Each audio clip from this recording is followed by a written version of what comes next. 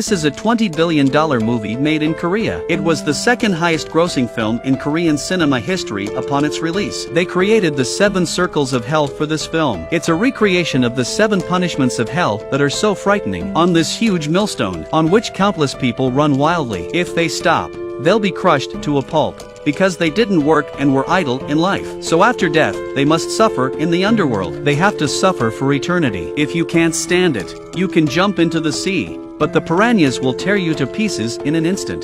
This is one of the cruelest punishments in the underworld, the hell of idleness. In addition to this, there's also the hell of fire, which is a trial for murder, the hell of the abyss for the crime of violence, the hell of tongue pulling for the crime of lying, the hell of the mirror of sins for the sin of treachery, the hell of ice for the sin of injustice, and the hell of the Buddha's death for the sin of sin against God. For thousands of years only a very few souls have been able to pass the trial. But today, they have a special dead man. This man's name is Jack. He was a fireman in life. Just a few hours ago, he was fighting a fire when he had an accident, trying to save a little girl. He fell from a burning building and landed hard on the ground. At the last moment he held the little girl in his arms. Luckily, the little girl ran to her family unharmed.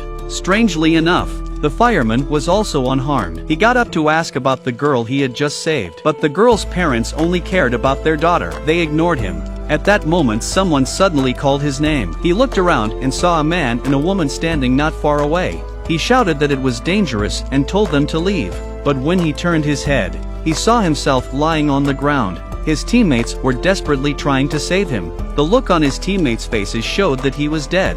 And the 2 men in black were the messengers who had taken him to the underworld. The female messenger was very happy to see Jack, for he is the hero who saves lives and is the king of justice. The card also shows that he is a nobleman in the underworld. The last time such a heroic soul died, the last time they were seen was 500 years ago. The fireman had just reacted, but he couldn't accept the fact that he was dead, for he had an elderly mother and his young brother. They all needed his care. He recoiled in fear, but the next moment, he was floating with his feet in the air. He wished he could see his mother again before he left, but the messenger of hell did not grant him his condition. Soon he was sucked into a huge halo of light. Shortly afterwards, he was taken by the messenger to hell. All the dead must pass the 7 judgments of hell within 79 days. Those who pass the judgment are reincarnated as human beings. If they fail, they will never be reborn. And the messengers of hell are like lawyers on earth. They do their best to help the deceased to complete their reincarnation. Since the fireman is a nobleman, he has priority in the trial process. The gates of judgment open. A huge righteous sun appeared above. The female messenger exclaims with excitement. He was indeed a righteous dead man, but what they never expected was the fireman's first hurdle was the fiery soup of hell where murder is judged. The messengers of hell opened their mouths in amazement, for the 7 hells of judgment are from the lightest to the heaviest. In other words, murder is the least of the fireman's crimes.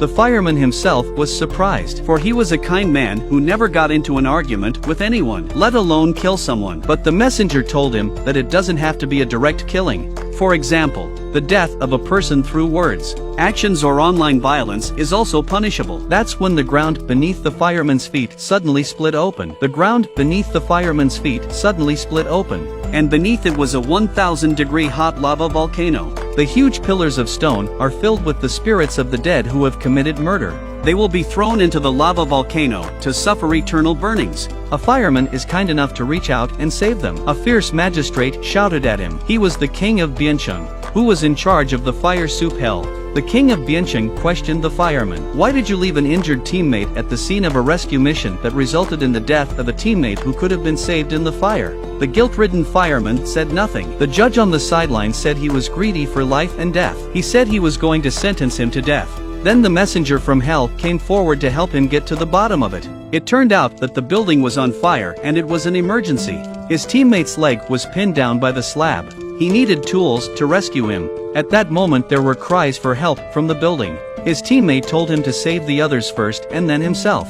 That day he got 8 people out of the fire. By the time he was ready to return to save his teammates, he was too late. The building eventually collapsed, although the fireman was unable to save his teammates, but saved the lives of 8 others. After learning the truth about everything, the king of Byzantium finally acquitted the fireman of all charges. The first level of the trial passed. Then they took the boat to the next level. This time they arrived at the hell of idleness. This is the place where people are judged for wasting their lives away. The messenger of hell confidently describes the fireman's life story because laziness is not a word in his vocabulary. And so she says. She also showed King Chu Kong a video of his life. He once helped a resident pick a hornet's nest despite the danger. Instead, he ended up with a face full of bruises. To save the villager's water buffalo, he was almost drowned by the river. He even tried to save a neighbor's kitten. He nearly lost his life. Hearing this, Chu Jung De Wang was so moved that he applauded for him. He also said he wanted to erect a bronze statue of the fireman. King Chu asked why you were so desperate to help others. The fireman's answer was a surprise to everyone. I do it to make money. Everyone was shocked by this statement. The king of the Chu River fell into disgust. She decided to re-sentence. For in the underworld money is called a false god, and those who believe in him will be punished. At the order of the king of the Chu River, the fireman's raft slid towards the waterfall. He looked back and saw a terrible sight under the waterfall. His mouth hung open in fear and he fell limp on the raft. Two messengers rushed into the water to pull the raft in. He asked the king to find out the truth of what had happened. It turned out that the fireman was working 4 jobs to make a living, fighting fires by day, but living at night. Every Sunday he had to go to the public bathhouse to wash the floor. After a hard day's work, he had to go on contemporary drives at night. He didn't have a day off before he died. He did all this for his mother, who was seriously ill, and his young brother. Without that money, his family would not have survived. Money meant everything to him. What was wrong with believing in money for the sake of his family? The king of Chu River was moved to tears. The fireman was finally found not guilty. They set off for the next level of hell. But on the way there was an accident. On the way, they encountered numerous evil-looking spirits. The 2 messengers turned their weapons to kill them. The messengers from hell said that the reason for this situation was because of the fireman's immediate family. Someone died of injustice. The fireman panicked. He thought it was his mother who had been harmed on Earth. In order to find out the truth of the matter, the messenger decided to go to Earth to find out for himself. He went to the fireman's house. He found that the fireman's mother was still alive. The old man asked him in sign language who he was. It turned out that the fireman's mother was deaf and mute. The messenger turned his head and shed a tear. He said he was the person the fireman had saved during his lifetime. He had heard that he had an accident, so he wanted to come and see him. The mother hugged the messenger and was comforting him. She was also comforting herself. The messenger soon found out it was the fireman's brother, Alan, who had died in vain. The ghost saw the messenger from hell and ran straight out. The messenger followed in his wake. They chased him all the way to Earth and made a scene. But in the end, the ghost of his brother got away. The messengers arrived at the place where Alan had served in the army. It turned out that just a few days before, Alan was on duty with a new recruit. The new recruit was nervous on his first duty. He kept fiddling with the safety of his machine gun. Alan tried to comfort him with a hug, but when the recruit got nervous, his machine gun went off. It hit Alan right in the stomach. He soon passed out due to the loss of blood. The recruit rushed to call the lieutenant. The lieutenant arrived, afraid that this would affect his promotion. So he and the recruit decided to bury the body together. But what they didn't know was that Alan wasn't dead at the time.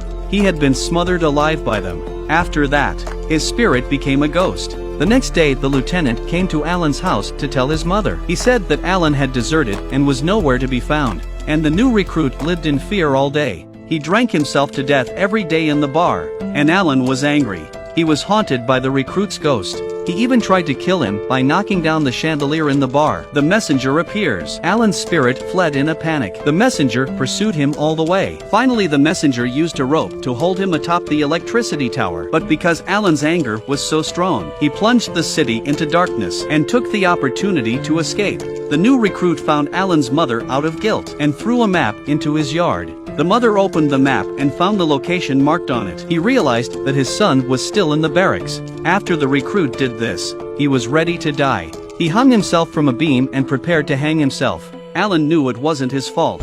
He pleads with the messenger to save his friend. The messenger said he could not interfere in the affairs of the world. Alan says that if the messenger saves him, he would stop running and go back to the underworld with him. So the messenger agreed to make an exception and save the new recruit. Alan told the messenger to tell the recruit that he had forgiven him and that he wanted him to live well. After the new recruit agreed, and Alan's anger was quelled. And on the other side, a mother, who could not speak, barged into the barracks with a sign in her arms. She wanted justice for her son. When the vain lieutenant saw it, he ripped the sign off his mother. The mother took out a map and handed it to the lieutenant. The lieutenant looked at the map and saw exactly where Alan was buried. The lieutenant was now in a state of complete panic. He was afraid that the story would be exposed. He pushed Alan's mother to the ground.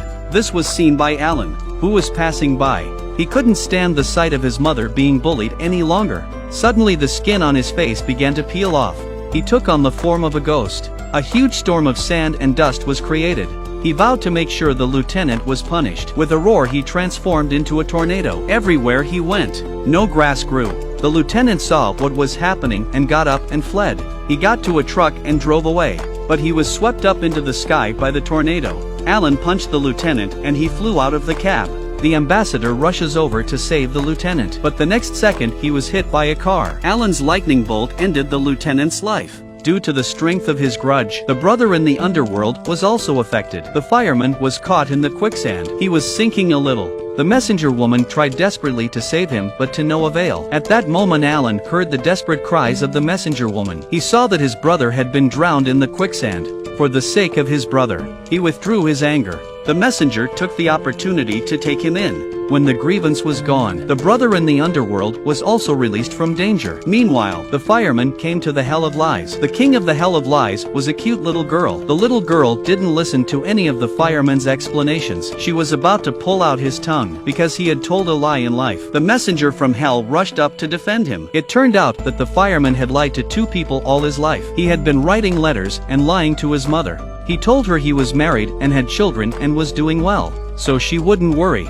He had also been writing letters to his daughter under the guise of his dead teammate. He had been lying to the girl that his father was still alive. He gave the girl hope. After listening to the messenger's defense, the king realized the fireman had lied in good faith. The little girl finally acquitted the fireman. Then the fireman went to the next level of hell. Because of his goodness and integrity in life, he passed through the hell of injustice, where the king of the five officials was in charge, and the hell of betrayal, which is ruled by the king of song. But what he didn't expect was, he was detained in the hell of violence. It turned out that he had beaten his younger brother while he was at school. After beating his brother, he ran away from home. He never went back.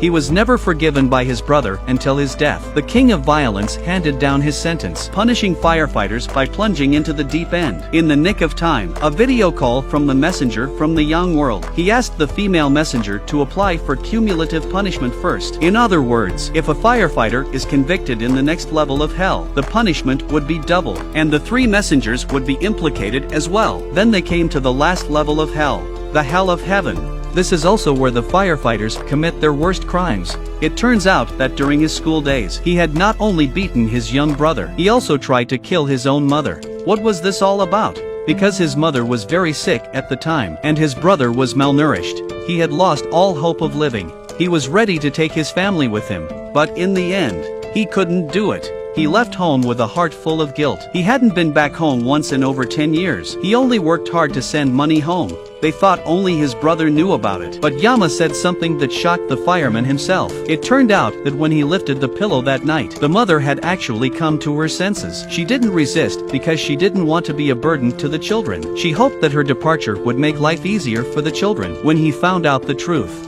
the fireman collapsed to his knees and fell to the ground. He said he could accept any punishment, but wanted to see his mother and say sorry to her. But Hades said, what you don't do when you're alive you do when you're dead. You've had 15 years to apologize, but you kept avoiding admitting your mistake. As the king of hell was about to pass sentence, suddenly the earth shook and the mountains shook.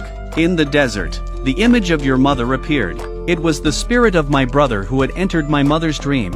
He told his mother that he was going to be a judge in heaven and asked her not to worry, and asked her to forgive him because his mother was seriously ill in bed that year. He was malnourished because he had no food to eat. That's why he had the idea of taking the whole family away. Jack felt very guilty afterwards. He ran away from home for 15 years. He was afraid to go home. He just worked his ass off. He sent home all the money he earned. His mother wept at the thought of her son. The firefighter's story touched everyone. Just then the mother called out her son's name. The mother, who had always been mute. Finally, she made a sound in her dreams. The mother had never blamed her son. Instead, She felt that it was all her fault. She kept apologizing to her 2 children. Everyone was moved when they saw it. According to the rules of the underworld, the fireman had been sincerely forgiven by the mother, so there was no conviction. The king of hell tore up the verdict. Jack was declared innocent and ordered to be reincarnated immediately. A white light shone on Jack's body. He bowed sincerely to the messenger. He was successfully reincarnated in a white light. The film is called Walking with God,